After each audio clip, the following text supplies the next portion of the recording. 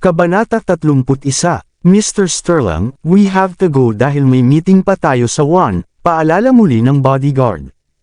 Binigyan pa ni Hector ng isang sulyap si Charlotte bago siya nilagpasan at umalis. Hindi siya umimik sa buong oras. Nakatayo, pinakinggan ni Charlotte ang mga yapak ni Hector habang paalis siya. Ang puso niya ay parang isang piraso ng salamin na dinudurog. Hindi na ba niya ako nakikilala? O pinili niyang huwag? Marahil, isa lang akong anino sa puso niya. Isang batik sa buhay niya. Ayaw niyang ilabas o may kinalaman sa akin. Habang nasa isip ang ideyang iyon, naramdaman ni Charlotte na parang hinihiwa ng kutsilyo ang kanyang puso. Huli ka! Umalangaw-ngaw ang boses ni Zachary mula sa kanyang likuran at parang ang dyablo mismo ang nagbibigay sa kanya ng babala. Dinala ni Charlotte ang pagkain sa meeting room na mukhang nagtatampo. Ito ba ang binili mong almusal? Kinuha ni Ben ang pagkain sa kanyang mga kamay at isa-isang inilagay sa mesa. Mga pizza, beef sandwich, kape. Ito ang hiniling ko. Gayunpaman, parang may hindi tama. Saan mo sila nakuha? Tanong ni Ben. Sa kantin. Walang ekspresyon si Charlotte habang umiikot pa rin ang iniisip niya kay Hector. Madalas niyang pinagpapantasyahan kung ano ang mangyayari kapag nagkita silang muli. Gayunpaman, hindi ito ang inaasahan niya. Malamang na minamaliit ako ni Hector nang makita niya ako sa ganitong kahabag-habag na kalagayan. Ang katotohanan na siya ay umatras ng kalahating hakbang at ang walang malasakit na tingin sa kanyang mga mata, ay nagparamdam sa kanya na parang hindi siya nito kilala. Paano ito katanggap-tanggap? Sinaway ni Ben. Sinabi ko na sa iyo na gusto ni Mr. Knock ng pizza mula sa Mario, ang mga beef sandwich mula sa Le Cordon Bleu, ang hand-brewed na kape mula sa St. Lawrence. Siya ay isang tao tulad ng sinuman sa atin kung maaari nating kainin ito, bakit hindi? Hindi na nakayanan ni Charlotte at nagsimulang ilabas ang kanyang pagkadismaya. Kung hindi siya hiniling ni Zachary na mag-almusal, hindi niya mabubunggo si Hector. Si Zachary, na nakaupo sa isang leather revolving chair, ay itinaas ang kanyang tingin mula sa mga dokumento sa kanyang kamay at pinandilatan si Charlotte. Ito ay walang katotohanan. Sagot si Ben, how dare you talk to Mr. Knock this way? Hindi siya pinansin ni Charlotte nang tumalikod siya para umalis. Mag-ulat sa janitorial department bukas, deklarya ni Ben mula sa kanyang likuran. Tumigil si Charlotte sa paglalakad at lumingon. Hinubad niya ang kanyang empleyadong tag at inihagis sa mesa. Magre-resign na ako. Sa pagkakataong ito, sa wakas ay sinabi niya ito. Hindi na kailangang mang-alap ng anumang lakas ng loob o mag-overthink sa mga kahihinatnan. Natigilan si Ben. Anong sabi mo? Kinusot-kusot ni Zachary ang mga mata at matalim siyang tinitigan. Sabi ko, magre-resign na ako. Umangat ang ulo ni Charlotte at tumingin ng diretsyo sa kanya. Emosyonal na sinabi niya, hindi ko na ililibang ang iyong pabago-bago at hindi regular na emosyon. Nakapagtataka, hindi nagalit si Zachary. Sa halip, sumilay ang isang malabong ngiti sa kanyang mukha habang nakatingin sa kanya ng may interes. Natigilan si Ben at ang iba pang bodyguard. Ito ang unang pagkakataon na may nang-ahas na magsalita pabalik kay Zachary. Galit ba ang babaeng ito? Iminumungkahi ko na pumunta ka at magpatingin sa isang psychologist, at dapat mong gamutin ang iyong sakit sa lalong madaling panahon. Matapos barilin si Zachary ng galit na sulyap, lumabas si Charlotte habang nakataas ang ulo. Sa sandaling iyon, pakiramdam niya ay iyon na ang pinakakul na bagay na nagawa niya. Sa sandaling lumabas siya ng meeting room, nakatanggap si Charlotte ng tawag mula kay Mrs. Berry. Miss, may nangyaring masama. Ano ito? Nag-aalalang tanong ni Charlotte. Tumawag ang guro sa kindergarten at sinabing nakipag-away sina Robbie at Jamie.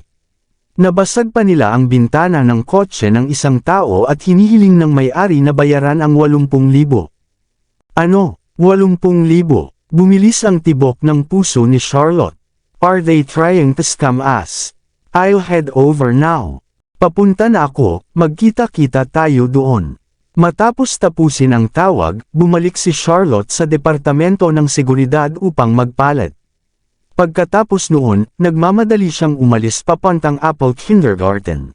Nang tawagan niya ang guro ni Ellie, inutusan siya ng guro na pumunta sa opisina ng punong guro. Napagtanto ang bigat ng sitwasyon, si Charlotte ay nagmamadaling pumunta doon. Pagdating niya sa pintuan, narinig niya ang isang mapagmataas na boses. Ang dalawang batang ito ay hindi lamang nambugbog kay Timothy, ngunit nabasag din ang aking bintana ng kotse. Hindi ko hahayaang dumausdas ang bagay na ito. Mrs. Sterling, mangyaring huwag magalit. Tutulungan kitang makahanap ng solusyon. Solusyon? Anong solusyon? Hanggang ngayon, wala pa ang mga magulang na involved. Wala ba silang magandang tinuturo sa mga anak nila? Nakasimangot si Charlotte habang tinutulak ang pinto para makapasok. Nakaharap sa dingding sina Robbie at Jamie habang nasa likod ang kanilang mga kamay. Nakaupo sa sofa ang isang magandang bihis na babae na nakaharap kay Charlotte at naka-cross legs. Sa likod niya ay may dalawang bodyguard na nakasuot ng itim na terno at mukhang malayo. Sa tabi niya, nakaupo ang isang batang lalaki na nakasuot ng itim na suit at ang kanyang buhok ay nakatali. Sa kanyang nakapout na labi at baba na nakataas, ang kanyang mukha ay puno ng kayabangan. Pakiramdam ni Charlotte ay parang nakita na niya ang bata noon ngunit hindi niya maalala kung saan. Miss Wynne, nandito ka na sa wakas. Nang makita ni Miss Zane, ang guro ng mga bata, si Charlotte, para bang nakita niya ang kanyang tagapagligtas. Mabilis siyang nagpakilala sa principal. Miss Horner, ito ay ang ina ni Robinson, Jameson, at ni Elisa. Mommy, sabay-sabay na tawag sa kanya ni na Robbie at Jamie, na may kaawa-awa sa kanilang mga mukha. Miss Wynne, sa wakas nandito ka na. Sumimangot si Miss Horner at nagtanong. Nilabag ng iyong mga anak ang mga patakaran ng paaralan sa pamamagitan ng pagbugbog sa isa pang estudyante. Miss Horner, hawakan mo muna ang iyong mga salita. Mabilis na humakbang si Charlotte at gustong itanong sa mga bata kung ano ang nangyari. Ano ang dapat intindihin? Mayabang na reklamo ng babaeng nakaupo sa upuan. Mag-ingat ka sa bibig mo. Sino ka sa tingin mo? Galit na lumingon ang babae. Nang makita niya si Charlotte ay natigilan siya. Ikaw ba? Puno ng pagkabigla, nanlaki ang mga mata niya sa hindi makapaniwala. Parehong natigilan si Charlotte. Hindi niya inaasahan na ang mayabang na babae ay si Luna. Ang parehong pinsan na palaging nakasunod sa kanya at nangungut siya sa kanya mula noong sila ay mga bata. Siya ay napakahusay sa pagiging mababaw na malapit kay Charlotte ngunit nawalan siya ng pakikipag-ugnayan matapos siyang mahulog sa masasamang kalagayan. Hindi ko talaga inaasahan na dito kita makikita. Mabilis na nanimbalik ang katinuan ni Luna at napanatili ang kanyang mapagmataas na pagkakalmado. Ngumisi siya, sa iyo ba ang dalawang batang ito?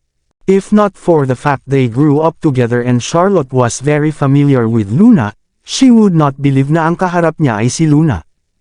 Ibang tao na ang Luna na dating mahiyain. Ano ang mali? Natatawang sabi ni Luna. Ano ang dapat itago? Alam ng buong lungsod ang tungkol sa iyong kahiyahiyang ginawa at ang iyong reputasyon ay matagal nang nasira. Luna, pinutol siya ni Charlotte at sumigaw. How dare you speak to me like that in front of the children? Don't make me slap you silly. Ikaw. Galit na galit si Luna. Ngunit nang makita niya ang bangi sa mga mata ni Charlotte, nagpasya siyang manahimik. Tama, anak ko sila, sagot ni Charlotte habang itinuon ang atensyon sa mukhang mayabang na bata. Yan ba ang anak mo kay Hector? Siyempre naman, napataas ng kilay si Luna. After you left for a month, Hector and I got married. Now, I'm Mrs. Sterling. Ganun ba? Nang makita niya ang mapagkunwari sa mukha ni Luna, bumalik sa isipan ni Charlotte ang mga alaala ng nakaraan. Sa oras na iyon, ang ina ni Hector ay gumawa ng isang anunsyo na nagsasabing ang pakikipag-ugnayan ay nakonsela sa mismong araw ng seremonya. Nagulat si Hector at sumugod si Charlotte. Pagkatapos noon, dinala ni Luna si Charlotte sa sultry night, kung saan sinabi nito sa kanya na makakalimutan niya ang mga problema niya doon. Dahil galit na galit si Charlotte kay Hector, sinabi sa kanya ni Luna na papunta na si Hector at dapat siyang maghanap ng lalaking makakaganti sa kanya. Sa pamamagitan ng pagpaparamdam sa kanya ng paninibugho, magagawa niya kahit na ang mga logro sa bahay. Pagkatapos noon, idineklara ni Charlotte na gusto niya ng escort at si Luna naman ang nag-ayos para sa kanya. Habang umiikot ang nakaraan, naunawaan na ni Charlotte ang nangyari noon. Siya ay nahulog sa bitag ni Luna dahil siya ang pumalit sa kanyang lugar ngayon. Gayunpaman, huli na para sa mga pagsisisi. Maliban sa sisihin ang sarili sa pagiging tanga, wala nang ibang magawa si Charlotte. Ang iba ay naglagay ng bitag ngunit siya ay sapat na pipi upang kumuha ng pain. Salamat, nakangiting sabi ni Luna. Sa kabila ng katotohanan na magkamag-anak tayo, kailangan pa rin nating ayusin ang score. Binugbog ng anak mo ang anak ko at sinira pa ang bintana ng kotse ko. Sabihin mo sa akin, paano mo ito masusuklian? So mukhang magkamag-anak kayong dalawa. Sinubukan ni Miss Zane na iligtas ang sitwasyon. Kung ganoon, bakit hindi niyo lutasin ito ng pribado? Resolve this in private. Pinutol ni Luna si Miss Zane at sumagot, ang aking anak ay isang natatanging lalaki. Ngayong may nangyari sa kanya sa iyong kindergarten, sinusubukan mo bang umiwas sa iyong responsibilidad? Hindi yun ang ibig kong sabihin. Tinawagan ko na ang aking asawa at darating siya kaagad. Mayabang na pinilit ni Luna ang prinsipal, Miss Horner, kung ang usapin ngayon ay hindi naresolba sa aking kasiyahan, maaari mong isara ang kindergarten sa lalong madaling panahon. Ha! Laking gulat ni Miss Zane kaya nagbago ang ekspresyon ng mukha niya. Isara mo ang iyong bibig. Sinaway ni Miss Horner si Miss Zane bago pinaniwalaan si Luna. Mrs. Sterling, please don't be mad. I will definitely solve this to your satisfaction. Pagkatapos noon, malamig niyang sinabi kay Charlotte, Miss Wind, naging masuwayan ang iyong mga anak. Mangyaring humingi ng tawad kina Mr. at Mrs. Sterling kasama ng iyong mga anak at bayaran ang mga kinakailangang kabayaran. Miss Horner, hindi ko pa nalaman ang tungkol sa bagay na ito, hindi ba masyadong maaga para sa iyo na gumawa ng ganoong conclusion? Ikaw, hindi nakaimik si Miss Horner. Sa tingin ko mahalagang maunawaan muna ang nangyari. Lumapit si Charlotte kay Robbie at Jamie. Robbie, Jamie, sabihin niyo sa akin kung ano ang nangyari. Siya iyon. Itinuro ni Robbie si Timothy at galit na nagpaliwanag, siya ang nagkulay ng pintura sa buhok ni Ellie, dahilan para umiyak siya. Binalaan ko siya na huwag gawin iyon ngunit sa halip ay pinagalitan niya ako. Kalokohan, hindi gagawa ng ganyan ang anak ko, depensa agad ni Luna sa anak. Pakiusap, hayaan siyang matapos. Sinuri ni Charlotte si Timothy at napansin na may mga bakas pa rin ng pintura sa kanyang mga kamay. Isa pa, hindi niya itinanggi ang sinabi ni Robbie. Ang tanging ginawa niya ay ipinakita ang kanyang mukhang mayabang. Oo, iyon ang nangyari. Naikuyom ni Jamie ang maliliit na kamao habang namumula sa galit ang chubby niyang mukha. Hiniling ko sa kanya na humingi ng tawad kina Robbie at Ellie ngunit tumanggi siya. Inihagis pa niya ang bowl ang kristal sa mesa para tumama sa akin. Buti na lang at nakaiwas ako sa oras kaya na-miss ako nito. Ngunit lumipad ito palabas ng silid-aralan at tumama sa bintana ng isang sasakyan sa ibaba. Sa makatuwid, hindi ka nataman ng sinuman at ang bintana ng kotse ay binasag niya. Niyakap ni Charlotte ang magkabilang bata. Tama iyan. Sabay na tumanggo sina Robbie at Jamie. Nakita rin ito ng ibang mga estudyante sa klase, maaari silang maging saksi, matalinong mungkahi ni Robbie. Nasabi mo na ba sa guro ang nangyari? Tanong ulit ni Charlotte. Ginawa namin. Napatingin si Robbie kay Miss Zane na may agrabyado na ekspresyon. Maraming beses kong sinabi sa kanya at kinumpirma rin ng ibang mga estudyante ang kwento ko. Lumingon si Charlotte kay Miss Zane. Bakas sa mukha ni Miss Zane ang pagsisisi. May gusto sana siyang sabihin ngunit nagpasya siyang tumanggi nang sinulyapan siya ni Miss Horner ng galit na sulyap. Ang tanging ginawa niya ay tumingin sa kanyang mga daliri ng paa na duwag. Maniniwala pa ba tayo sa kanila? Ngumisi si Luna. Halata naman na binugbog nila ang anak ko. Nagtitiwala ako sa aking mga anak dahil hindi sila nagsisinungaling at hindi magpapatalo sa sinuman ng walang dahilan. Tumingin si Charlotte kay Timothy. At saka, malinis pa ang damit ng anak mo at hindi man lang magulo ang buhok. Hindi naman siya mukhang magaspang. Kailangan pa ba nating maghintay hanggang sa masaktan siya ng husto? Ganti ni Luna. Dahil ang bawat isa sa atin ay may kanya-kanyang bersyon ng kwento, bakit hindi natin suriin ang footage ng seguridad? Tumayo si Charlotte. Ang silid-aralan ay ganap na sinusubaybayan ng mga kamera ng seguridad. Hindi ba natin malalaman ang katotohanan kapag nasuri natin ang mga ito? Si Miss Horner ay nasa isang dilema. Miss Horner, nagalit si Charlotte sa kanyang inasta. Hindi mo man lang na-check ang security footage, so on what basis you accused my son of damage the car? Since there's no evidence, why are my children are just because the other party is someone important? Miss Wind, paano mo nasasabi yan? Malamig na sagot ni Miss Horner. Kung hindi ka nasisiyahan sa aming kindergarten, maaari mong piliin na umalis kasama ang iyong mga anak. Tama yan, sambit ni Luna. Sa account na tayo ay magkamag-anak, hahayaan kong mag-slide ang bagay na ito kung ang iyong mga anak ay umalis sa paaralang ito. Ituturing ko ang 800,000 kabayaran bilang isang donasyon sa kawang gawa. Compensation. Anong compensation? Galit na sagot ni Charlotte.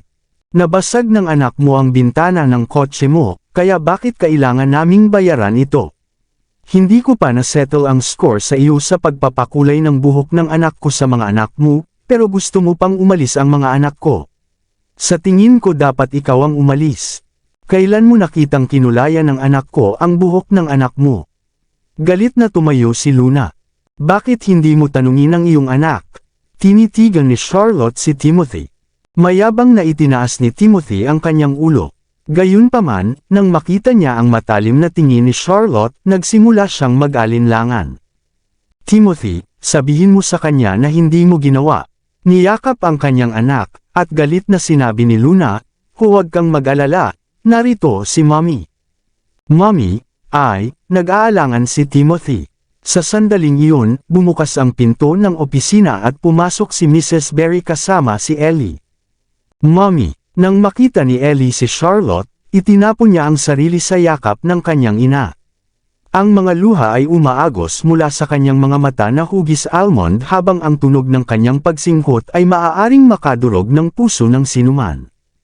Mommy, kinulayan ni Timothy ng pintura ang buhok ko. Kahit na sa tulong ni Mrs. Berry, kailangan ko na bang gupitan ang buhok ko. Habang nagsasalita siya, bumuhos ang mga luha na parang talon. Ayokong gupitan ang buhok ko. Niyakap ni Charlotte si Ellie para i-comfort ito.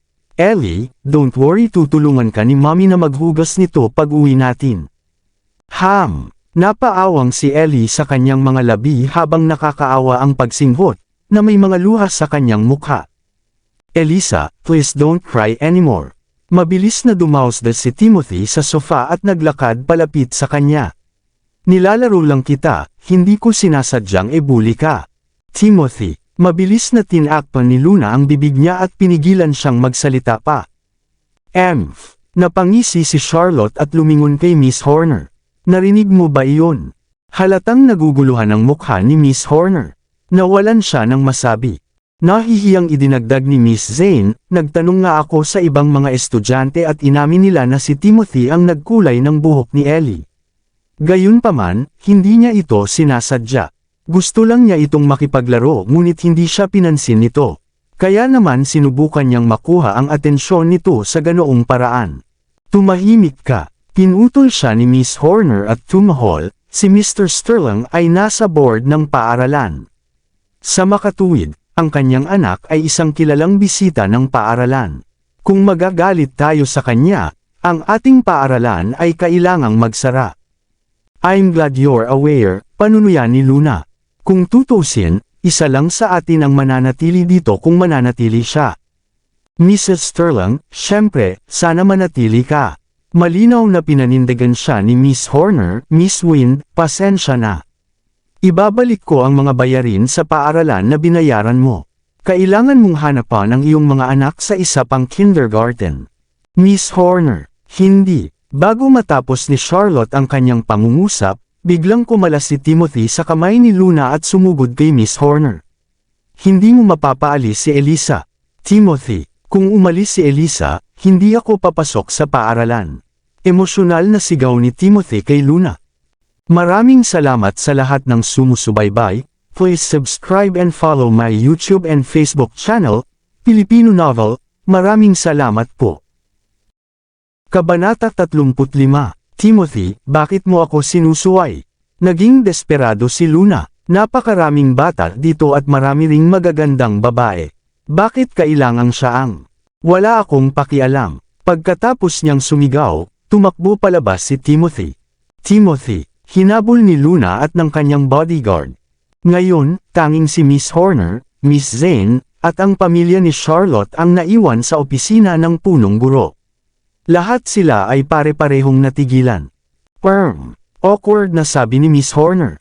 Miss Wind, bakit hindi ka muna umuwi kasama ang mga bata at hayaan mo akong talakayin ang bagay sa mga Sterling? Pagkatapos nito, tatawagan kita.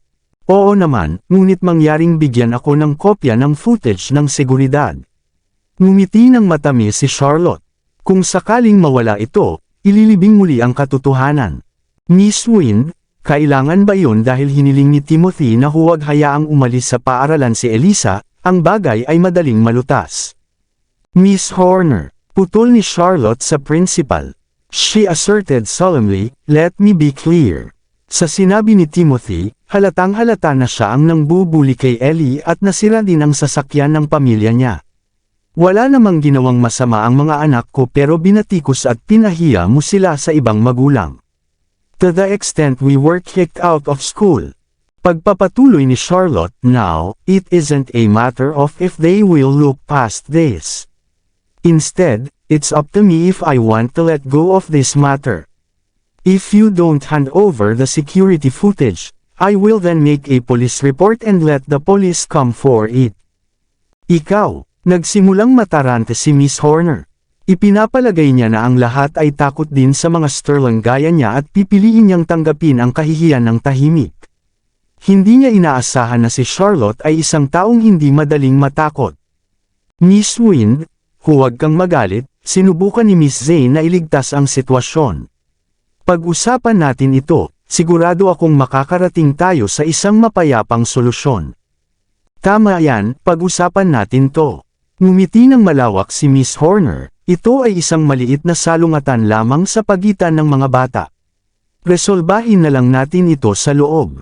Sigurado ako na hindi na kailangang isangkat ang pulis.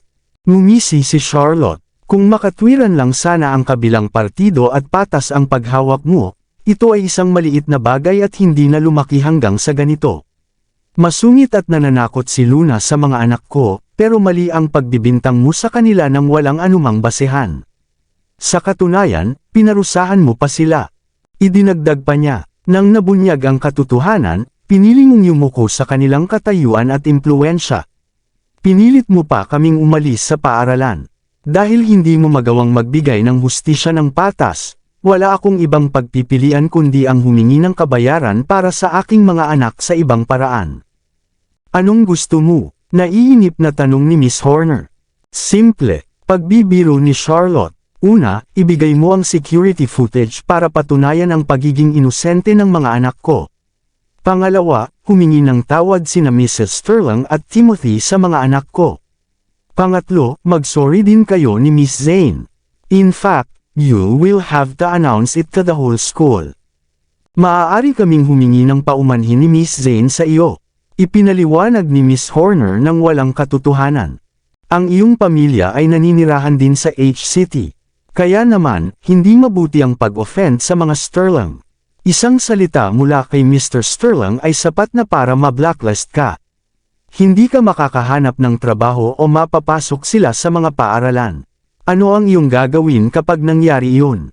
Kung hindi ko man lang maprotektahan ang aking mga anak, hindi ako karapat-dapat na maging isang ina. Lalong nagalit si Charlotte sa sinabi ng principal. Dahil iyon ang iyong paninindigan, gagawa na lang ako ng police report. Gusto kong makita kung gaano kalakas ang mga Sterling. Habang nagsasalita siya, kinuha ni Charlotte ang kanyang telepono para tumawag ng pulis. Miss Wind, huwag naman. Desperado si Miss Horner at sinubukang kunin ang telepono ni Charlotte. Anong ginagawa mo? Tumigil ka. Isang malakas na boses ang tumahol mula sa likuran. Kasabay nito, isang pares ng mga kamay ang nagtulak kay Miss Horner at hinila si Charlotte sa yakap nito. Paglingon ni Charlotte ay nakita niya si Hector.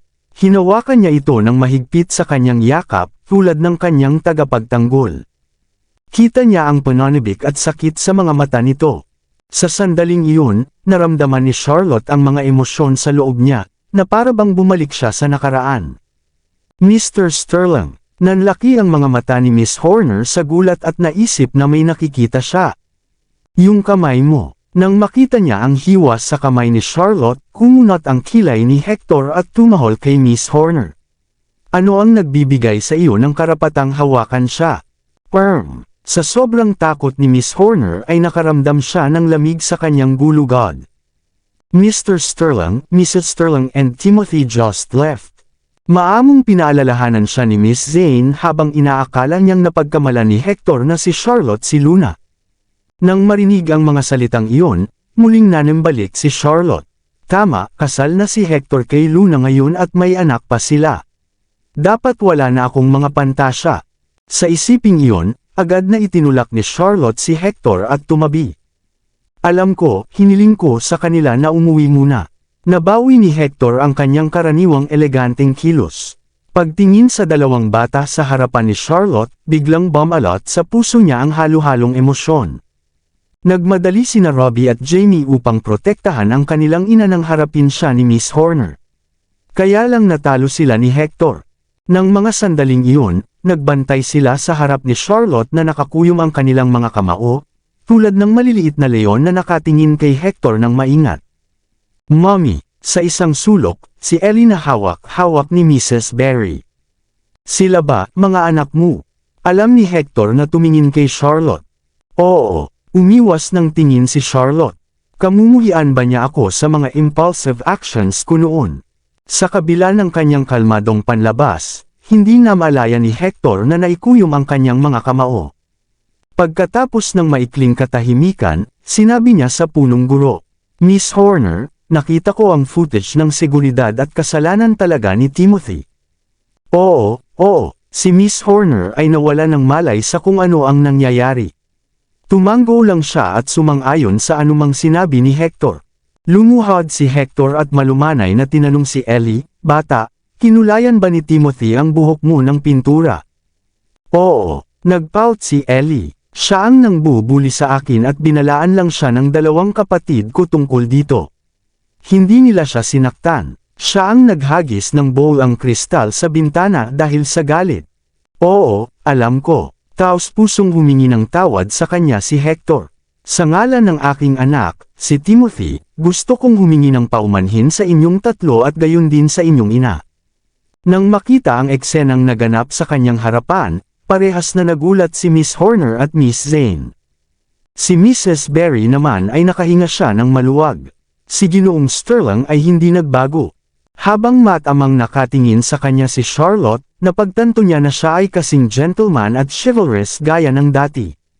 Mommy, hinila ni Robbie ang manggas ni Charlotte at mahinang nagtanong, pinapatawad na ba natin ang tatay ni Timothy? Bago sumagot si Charlotte, idinagdag ni Hector. Pag-uwi ko mamaya, paparusahan ko si Timothy ng naaayon. Sasabihin ko rin kay Mrs. Sterling na personal na humingi ng tawad sa inyong lahat. Natigilan si Miss Horner hanggang sa naramdaman niyang umiinit ang kanyang ulo. Iniisip niya kung si Charlotte ay may makapangyarihang background o marahil ang tatlong anak ay mga anak sa labas ni Hector. Higit pa rito, lumingon si Hector kay Miss Horner. Tumawag ako sa school board at sinabi sa kanila na hindi ka nababagay na pamahalaan ang paaralang ito. Mas mabuting maghanap na sila ng iba. Mr. Sterling, Miss Horner. Pinutol siya ni Hector. Narinig ko lahat ng sinabi mo kay Miss Wind. Tama ka na kaya kung sirain ang kinabukasan ng isang tao sa isang salita. Gayunpaman, hindi si Miss Wind ang taong iyon kundi ikaw. You'd better apologize to them sincerely and live quietly.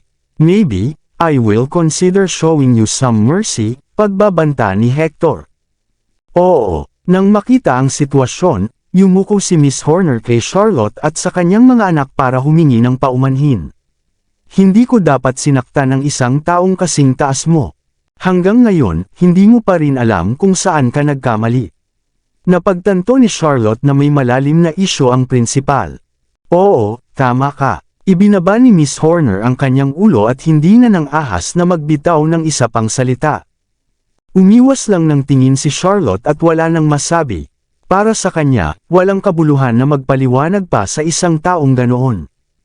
Umalis ka na, ungol ni Hector. Maawa po kayo, Mr. Sterling, pakiusap ni Miss Horner bago umalis na nakayuko. Tungkol naman kay Miss Zane na namumutla na ang mukha sa gulat, tinanong niya, Mr. Sterling, masususpinde ka ng isang buwan at ipapadala para sa muling pagsasanay kapag nakatanim na sa iyo ang mga kinakailangang halaga, maaari kang bumalik sa iyong post, utos ni Hector. Salamat, salamat. Nang mapagtantong nakababa siya sa isang hampas lang sa palso, mabilis siyang nagpasalamat at humingi ng tawad sa mga bata. Robbie, Jamie, Ellie, sorry kung nabigo akong protektahan kayong lahat. Miss Zane. Napatingin ang mga bata sa pag-alis ng kanilang guro. Samantala, nanatili sa pintuan ang mga bodyguard ng mga Sterling. Mrs. Berry, kamusta na? Tanong ni Hector sa napakasinsero na tono. Good, very good, tumango si Mrs. Berry. It's a wonder na aalala mo pa rin ako. Lagi kong naaalala. Nang sabihin ni Hector ang mga katagang iyon, sumulyap ang mga mata niya kay Charlotte. Gusto niyang malaman nito na hindi niya ito nakakalimutan. At naalala niya ang lahat tungkol sa kanya. Ibinaba ni Charlotte ang kanyang ulo dahil hindi siya naglakas loob na harapin siya. Robbie, Jamie, Ellie, punta na tayo sa classroom para kunin ang mga bag niyo, bili ni Mrs. Berry sa tatlong bata. Kailangan kausapin ni Mommy si Mr. Sterling tungkol sa mga guro, at sasamahan niya tayo. Mommy. Napatingin ang mga bata kay Charlotte. Magpakabait kayo, sumama kayo kay Mrs. Berry. Isa-isa silang niyakap ni Charlotte. Pagkatapos niyong makuha ang inyong mga bag, hintayin niyo ako sa pasukan ng paaralan. Masunurin namang tumango ang mga bata. Sa pamamagitan nito, inakay ni Mrs. Berry ang mga bata. Nang matiyak niyang wala sila sa pandinig, tinanong ni Hector, sino ang ama? Napakunot ang noo ni Charlotte nang maramdaman niya ang isang napakalaking pasanin na bumibigat sa kanyang puso. Alam niyang itatanong niya iyon sa kanya. Paano ko sasagutin? Ang escort noon. Ano kaya ang iisipin niya sa akin? Bagamat nakatadhana silang maghiwalay, umaasa pa rin siyang mag-iwan ng magandang impresyon sa puso niya. Huwag kang mag-alala. Halatang kalmado ang boses ni Hector.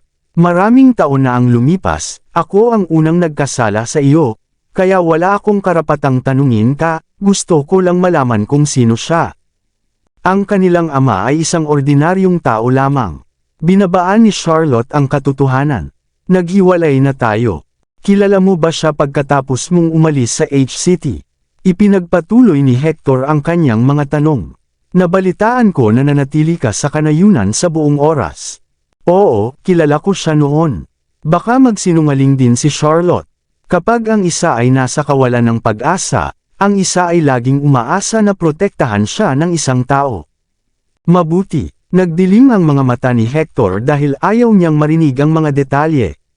Ikaw lang ba ang nag-aalaga sa kanila? Hindi ako nag-iisa. Mayroon pa akong Mrs. Berry. Tumangala si Charlotte sa kanya at ngumisi. Sa totoo lang, gusto kitang batiin wala pang isang buwan, nagpakasal ka na ngayon, may anak ka na. Ibinaba ni Hector ang kanyang ulo at hindi naglakas loob na tumingin sa kanyang mga mata. Ni hindi niya alam kung paano ipapaliwanag ang sarili niya. Ang kanyang reaksyon ay nagpasama kay Charlotte. Gustong-gusto niyang malaman kung bakit niya pinakasalan si Luna pagkatapos nilang maghiwalay. Batay sa kanyang pag-unawa kay Hector, natitiyak niyang hindi ito isang mapusok. Kailangang may dahilan sa likod ng kanyang mga aksyon. O marahil, ang bitag ni Luna ay matagal nang dumating. Gayunpaman, huli na para baguhin ang anuman. Si Luna na ngayon ay si Mrs. Sterling at nagkaroon pa sila ng anak. Kaya naman, hindi niya nakita ang punto sa pagtatanong pa. Holding that thought, Charlotte changed the topic. You don't have to get your wife to apologize as I don't want a conflict. At saka, kung maaari, ilipat mo ang anak mo sa ibang kindergarten. Kung hindi tayo nagkikita, walang magiging interaksyon. Ako na ang mag-aayos. Tumango si Hector. Ano pang mga kahilingan mo?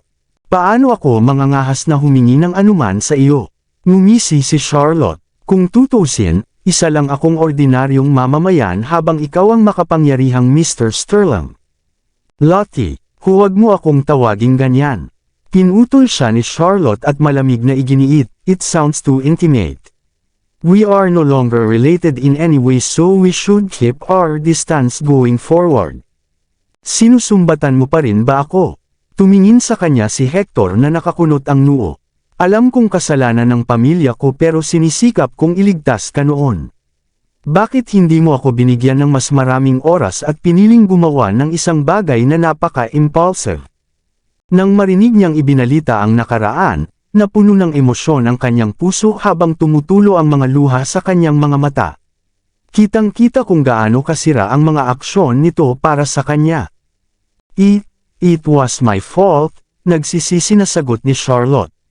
Nagkamali ako kaya huwag na nating pag-usapan ang tungkol dito.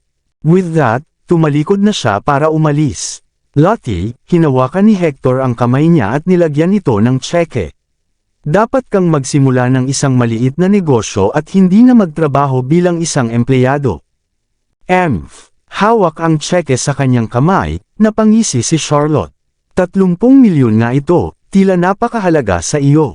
Lottie, kahit na ang pera ay kapaki-pakinabang, hindi ko gustong tanggapin ito sa isang walang hiyang paraan.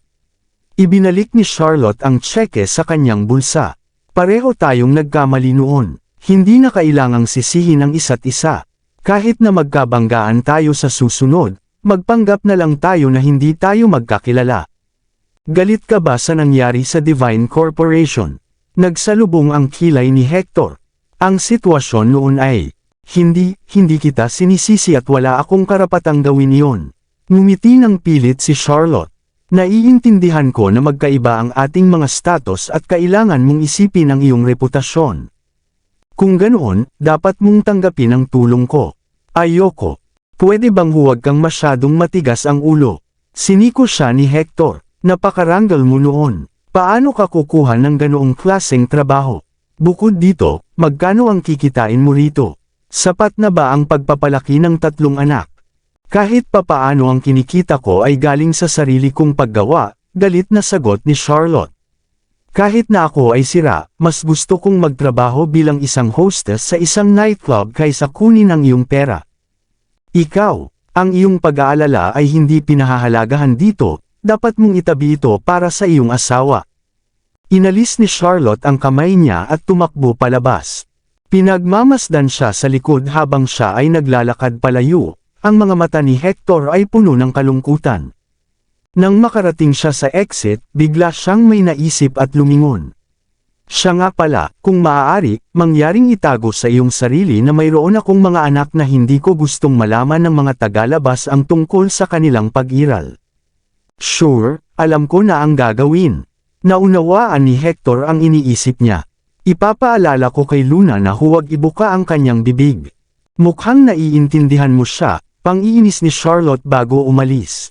Pinanood siya ni Hector na umalis na may malungkot na ekspresyon. Samantala, pumasok ang kanyang subordinate na si Owen at nananagas. Hindi ko inaasahan na magkakaroon na ng 3 anak si Miss Wind matapos siyang hindi makita sa loob ng ilang taon. Ang buhay ay talagang hindi mahuhulaan. Binaril siya ni Hector ng nakakatakot na titig. Galit na ibinaba ni Owen ang kanyang ulo at hindi na naglakas loob na magsalita pa. Pumunta ka at alamin kung sino ang ama. Naramdaman ni Hector na may magandang gene ang 3 bata.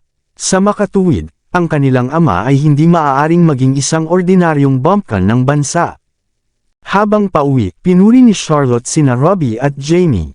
Ginawa ninyong mga lalaki ang tamang bagay na pinuprotektahan ang inyong kapatid habang pinapanatili ang isang cool na ulo. Ipinagmamalaki ko kayo. Mommy, kapatid namin si Ellie kaya normal lang na protektahan namin siya. Pinalo ni Robbie ang kanyang dibdib para ipakita kung gaano siya katapang. Kung hindi dahil sa katotohanang pinipigilan ako ni Robbie, binugbog ko na si Timothy. Galit na itinaas ni Jamie ang kanyang maliit na kamao. Gustong-gusto ni Timothy na ibuli si Ellie kahit na ilang beses ko na siyang binalaan, hindi lang siya nakikinig. Kumilos siya ng walang parusa sa paaralan dahil pinuprotektahan siya ng punong guro at mga guro habang ang ibang mga estudyante ay natatakot sa kanya. Kaya, iniisip niya na anuman ang gagawin niya ay tama, galit na reklamo ni Robbie. That's why we have to protect ourselves. We don't bully others and not can't allow ourselves to be bullied too. Okay, seryoso silang tinuruan ni Charlotte. Naiintindihan namin, Mommy. Sabay na tumango sina Robbie at Jamie. Ellie, kailangan mo ring matutunan kung paano protektahan ang iyong sarili. Niyakap ni Charlotte si Ellie at malumanay na pinayuhan, mayroon kang mga kapatid na magpuprotekta sa iyo ngayon, ngunit paano kung wala sila sa tabi mo? Alam ko. Napapout si Ellie sa labi at sumimangot. With a feisty expression, she declared, "Next time, I will be more fierce. I can't just let anyone color my hair as they please." Ellie, hindi lang ito tungkol sa pagkulay ng buhok mo, tumawa si Mrs. Berry. Hanggat may nang-aapi sa iyo, kailangan mong itigil ito. Naiintindihan ko. Mataimtim na tumango si Ellie. Magandang babae. Ginulo ni Charlotte ang buhok ni Ellie para mabawasan ang tensyon sa hangin. Ngayon, ang ating pamilya ay magkasamang dumaan sa isang labanan. Sa pamamagitan ng pagkakaisa, ang bagay ay ganap na nalutas. Bakit hindi tayo pumunta sa isang lugar upang magdiwang? Oo, nagtatalon sa tuwa ang tatlong bata. Si Mommy ang pinakamahusay. Naaliw si Mrs. Berry nang makita niya ang mga ngiti ng mga bata. Si Charlotte ay isang taong pinapahalagahan mula noong siya ay bata pa. Tinuruan siya ng kanyang ama na laging maging matuwid at mabait. Ang magkaroon ng magandang karakter at lamaking masaya at malusog. Ipinasa niya ang pamana na ito sa kanyang mga anak. Anuman ang mangyari, lagi niyang protektahan ang mga ito. Nag-enjoy silang 5 sa paborito nilang pizza at fried chicken meal. Ang tatlong bata ay napakaraming nakakain kaya sila ay dumighay habang pauwi. Sa oras na tinulungan ni Charlotte at Mrs. Berry ang mga bata na hugasan at patulugin, 9:00 na ng gabi. Naligo si Charlotte at nagpatuyo ng buhok bago naghanda para matulog. Dinalhan siya ni Mrs. Berry ng malamig na gamot at maligamgam na tubig. Mainit niyang paalala, huwag kang tumutok lamang sa pag-aalaga sa mga bata, dapat mo ring alagaan ang iyong sarili.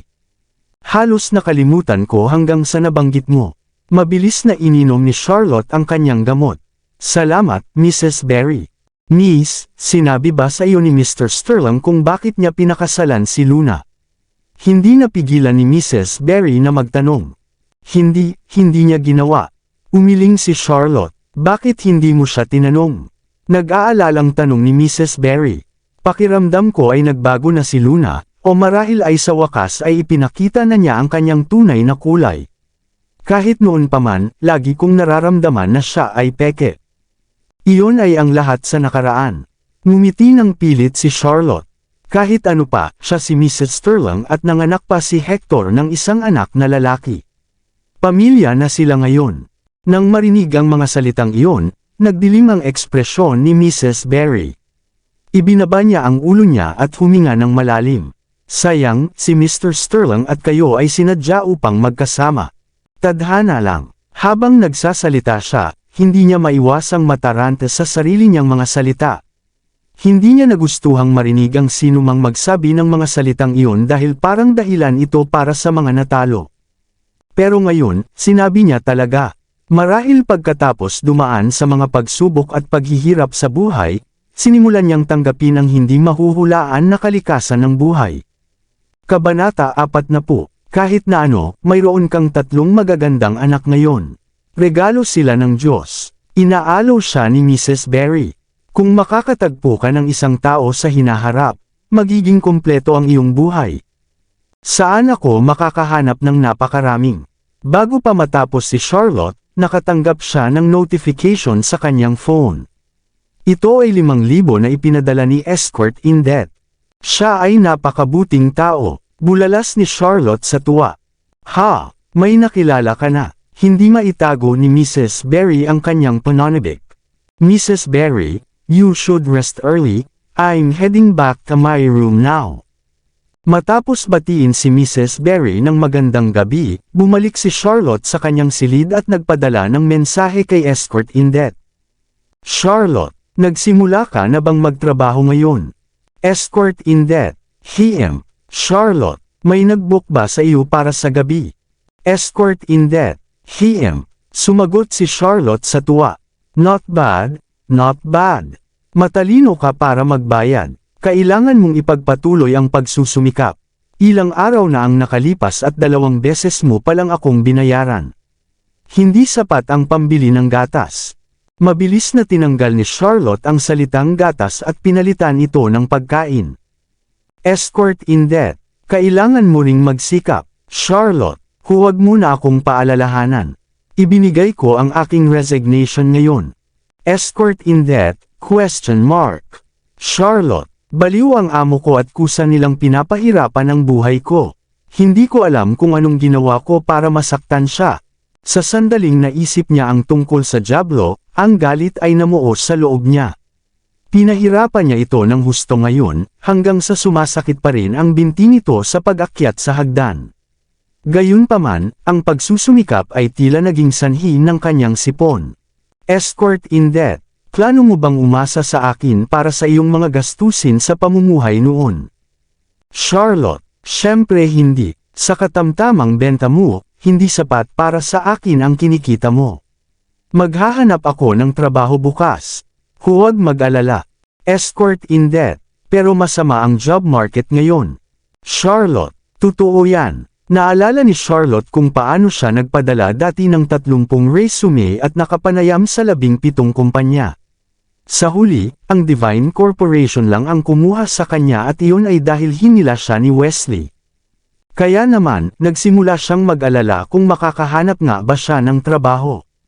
Charlotte, Sai, hindi ako sigurado kung makakabalik pa ako sa Divine Corporation. Dahil hindi pa ako nagpadala sa aking resignation letter, maaaring wala pa sa aking kaso ang HR department. Escort in debt, maaari mong subukan. Charlotte, gayunpaman, pinagalitan ko ang amo nang umalis ako. Sigurado akong hindi niya ako papayagan na bumalik. Hinawakan ni Charlotte ang kanyang baba habang nagsisisi siya na umalis siya sa kanyang trabaho sa sobrang galit ngayon. Kahit na nakakapagod at mababang trabaho ang pagiging security guard, kahit papaano ay nanatili pa rin ang sweldo niya. Higit pa rito, walang ibang kumpanya na mas mahusay kaysa sa Divine Corporation. Escort in debt. Ang pagbulyaw sa amo ay isang malaking pagkakamali. Deserve mo talaga. Charlotte, anong alam mo? Alam mo ba kung gaano kabaliw ang amo ko? Escort in debt. Kasing baliw mo. Natigilan si Charlotte sa tanong niya. Bilang kanyang amo, napagtanto niyang pareho rin siyang baliw. Pinilit niya itong pagsilbihan ng 3 matabang babae na may kabuuang timbang na 700 libra. Hiniling din niya na maghanap pa siya ng ilang sugar mummies para madagdagan niya ang kanyang kita. Sa kabila nito, isang bote lang ng virility supplement ang binili niya para sa kanya. Bilang kanyang amo, siya ay parehong malupit at mabisyo. Kung ikukumpara sa dyablo, pinahiya siya ng kanyang pag-uugali. Sa pag-iisip na iyon, biglang naramdaman ni Charlotte na hindi naman masama ang demonyo. Gayunpaman, naramdaman niyang kailangan niyang panindigan ang kanyang salita. Dahil galit siyang umalis sa harap niya, wala nang babalikan para sa kanya. Hindi siya naniniwala na hindi siya makakakuha ng kahit isang trabaho sa buong H-City. Lingid sa kanyang kaalaman, iyon ang malungkot na katotohanan. Kinabukasan ng umaga, pinasahan ni Charlotte ang lahat ng kumpanya sa H-City ng kanyang resume. Matapos maghintay ng 3 magkakasunod na araw, wala man lang siyang nakuhang panayam. Dahil sa pagkabalisa ay isa-isa niyang tinawagan ang mga ito. Sa wakas, ang mga sagot na nakuha niya ay maaaring hindi nila ito natanggap, hindi nag-hire, o hindi siya sapat na kwalipikado. Sa wakas, nagpa siyang magpakababa at maghanap ng trabaho sa mall o mga retail shop. Gayunpaman, walang gustong kumuha pa rin sa kanya. Tinanggihan pa siyang magtrabaho bilang waitress. Pakiramdam niya ay pinagkakaisahan siya ng lahat.